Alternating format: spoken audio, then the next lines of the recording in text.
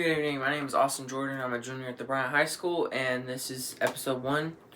So I've officially came to full decision that instead of kicking straight into the information, we're going to start episode 1 here with this factor right here, which I feel like is very appropriate to begin with. The start of Bryant. Now, of course, because I'm not good with my memory, I have most of my notes scripted, so we'll start simple. So, Bryant, Arkansas was not a thing until around the mid-1878 period, but it wasn't exactly Bryant. Okay, in fact, Bryant Township was the beginning. And that, again, like I said, was made in 1878. And there's no sources determining who founded the township at the time, other resources of who founded the high school and all that. But the township was made here in 1878. You're not going to see that too well. And it wasn't, and that's when it started with like a gas station, maybe 3 or 4 convenience stores, a garage, small community, similar to, like a countryish kind of thing. Keep in mind at the time, highways weren't a major development, neither was vehicular movement. A lot of it was pretty rare, and you were considered one of the richest people to have a vehicle that ran, that you didn't have to always crank back and forth to start.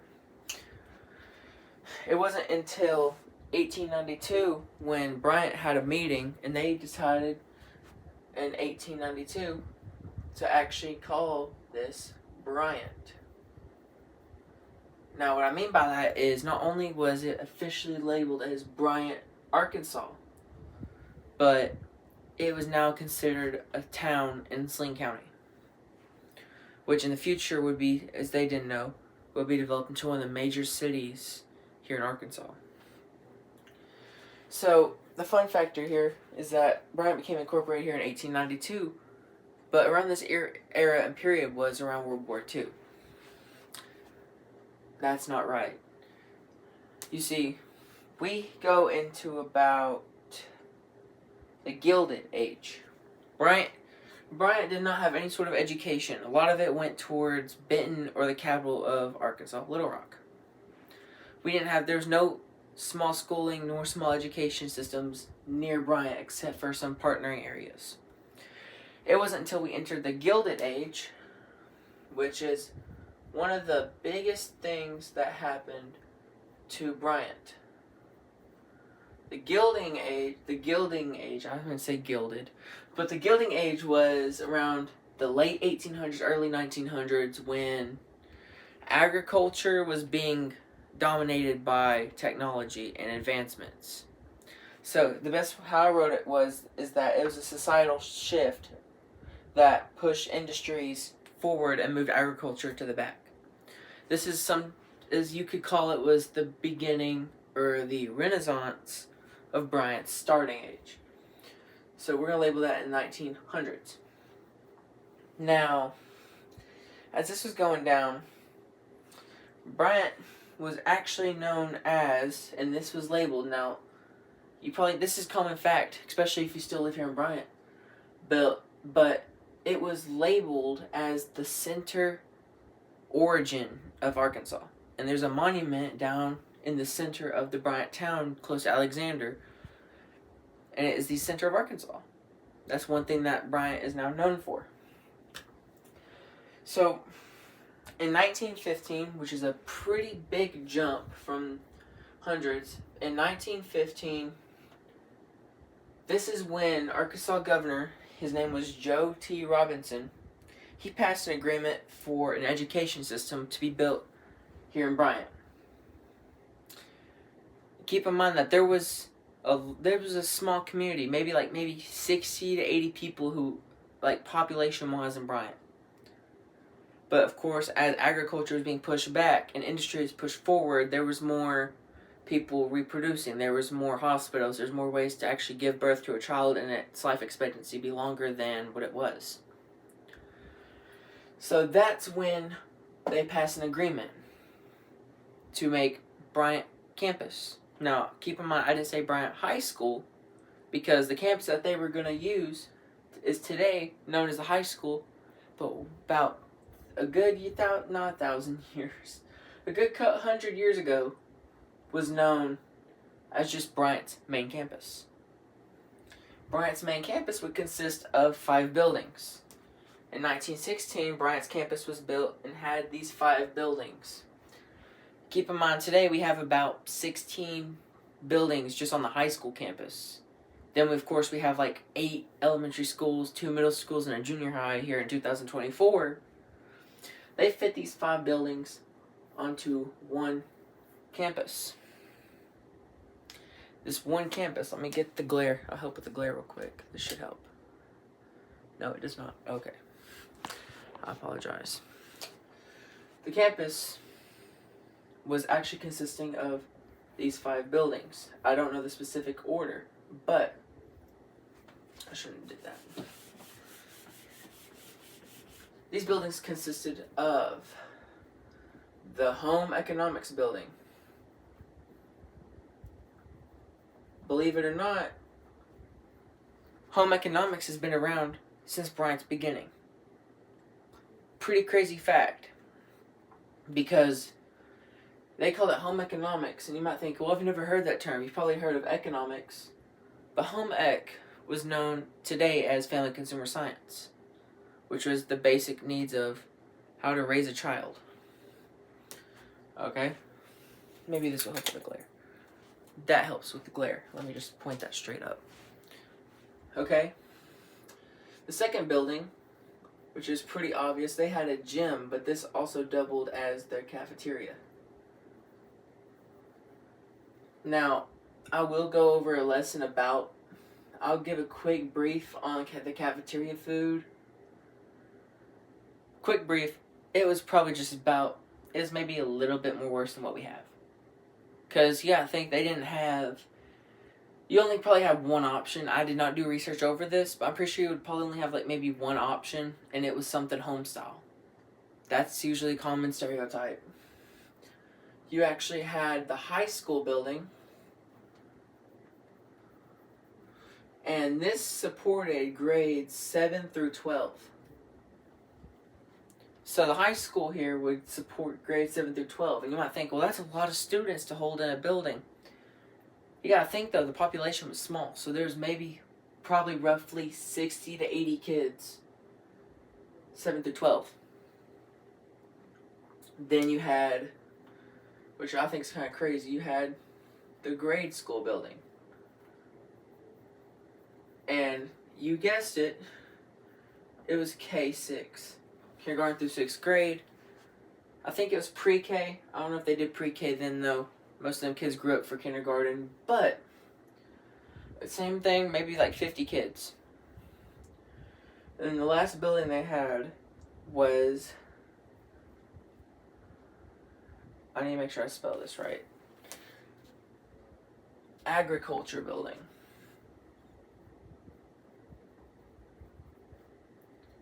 I'm just going to say agriculture. I don't entirely know what this was for. I'd assume it'd be something like a library. Like, almost a library, or maybe where you could keep, like, principles and stuff like that. Of course, you probably keep those in your school buildings. But I think agriculture was like a library, relaxed place, stuff in that nature. Right? And around that time, you have the population, because as time went by, time's slowly going, as these schools are being built and they realized that Bryant's a town that's affordable, you had more people coming in. And over time, so let's say from like 1910, before the school was built, to about 1930, the amount of people that would be coming would just go higher and higher.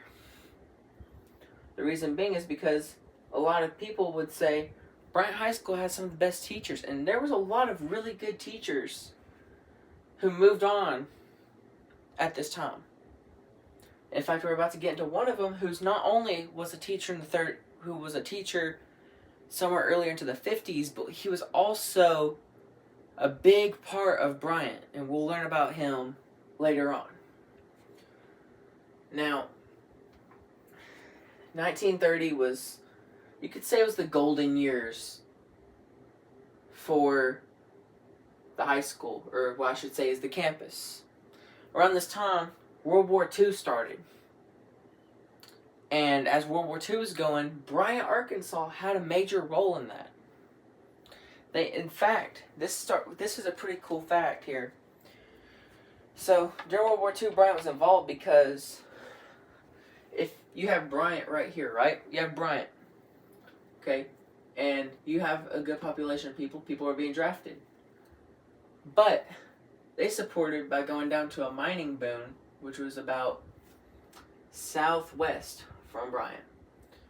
And this mining area is what we now call Bauxite, Arkansas, because that's where they mined for bauxite and coal, which was used as supplies sent to help with World War II. Pretty crazy fact. And that right there was kind of an issue because not only was the 30s a time when the whole war was going, but there's also a sequence of when economy was crashing down. Because of course when there's a natural disaster or a war, the amount of money that's being produced goes down. So if we adjust this bar out, we'll say at about 1940, it was still popular, but as war hit, which we'll label this as World War II, it was at a balance, but it slowly was going down. Now after the war period where the U.S. was involved, it kind of went back to a stagnant line, kind of at the median. And this would last until about 1950. What happened in 1950? 1950 was the year, which I don't know, it was between 1950 and 1960, this is where I'll leave us off here. 1950, these 5 buildings that I just labeled off, don't remember the cause, I don't think I ever found one, but these buildings caught fire, and about 3 of these buildings, the main buildings, which were the grade school, the high school, and home ec buildings, those 3 buildings were burnt to the ground. And the gym, cafeteria, and agriculture buildings were damaged, but they could still be saved. Now, they were in horrible condition. Half the buildings were burnt down. Roofs were dripping of hot insulation and hot building materials. But they just took them all down to build the next campus. The next campus is what we'll get into next time. So, just quick facts, just to preview what you know about the high school, or the campus of Bryant, which I will write these down real quick, in case you're wanting to take notes. And I know I'm going to take notes too. Okay, let me get a better color marker.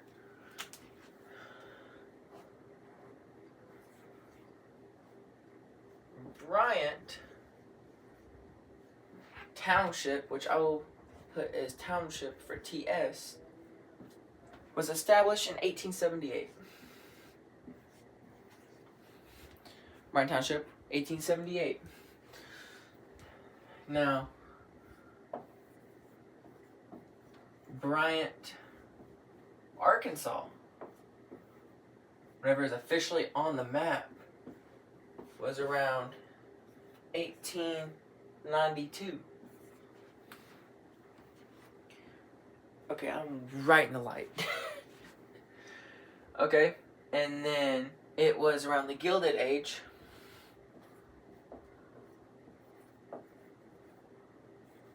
And the Gilded Age, which occurred around from about, I'd guess, 1898 through about the 1910. This is, like I said, this is when the shift of economy, the shift of movement. It went from agricultural to industrial. So this meant more products, goods, and services were being manufactured, such as building materials to build buildings, schools, and even roads. So this is kind of what we will actually call one of the star moments, or a peak moment that happened in Bryant. And then not too long after that, approximately about 5 years ago, Bryant Schools was formed in 1916. That's 6 years, but I said 5 because in the time period and timestamps. Then you had World War II. And that's how Bryant helped with that around 1930. Keep in mind the population between these 2 years started to grow up because the high school was very well known. And they're like, wow, we should send our kids to Bryant. And that's what kind of peaked that up. And then it was pretty good until the last thing that we talked about, the fire that took out the buildings in the 1950s. And right here is where we stop, because what I would say here is that the next, right after, around, I will write this too, after 1957, because I know that's whenever it was, this next topic was made. Okay, after 97 was called, for Bryant, was called the New Era, which is when a lot of the things, and I mean a lot of the things that we have, were either still here or they were switched around. The 1957 was whenever major buildings were built. And some of the buildings that we'll go over are still on campus to this day. So stay tuned, stick around. There will be more information. And one quick fact, which I meant to mention this in the very beginning, all of the stuff that you're seeing that has happened is on the same campus that we stand on this year. Bryant High School is built on the same campus that all this went down on. There's your quick, but not so quick summary of the beginning of Bryant. You learned a little bit about when Bryant Township was created, whenever Bryant became its own little city, its own town, which it did not turn into a city until around the 70s, which that's way ahead. The Gilded Age is what really started Bryant off, and if you even look, a lot of what you're seeing right here was affected because of the Gilded Age. Except for the fire, Bryant schools and how they contributed to World War II was all part of what the Gilded Age started. There's your quick, informative lesson here on Bryant and just how it has grown from what I'm going to call the roots of the tree. This is the roots. And as you move into 1950, you're still at the base of this tree. So yeah, like I said, and I'll say it again, stick around. You'll get a lot more information. In fact, I could not interview anybody who had information between 50 to 1800s because a lot of them are either dead or they are not known. So this is what I've gotten based off of yearbooks, based off of Bryant's web pages, and based off of PDFs and notes that were archived from the schools. But yeah, I will be seeing y'all for the next little lesson over a little bit ways past 1950s to about 1970. I think that'd be a good way to start that. 1975. I'll figure something out. Austin Jordan, junior here at the as junior at high school. Signing out.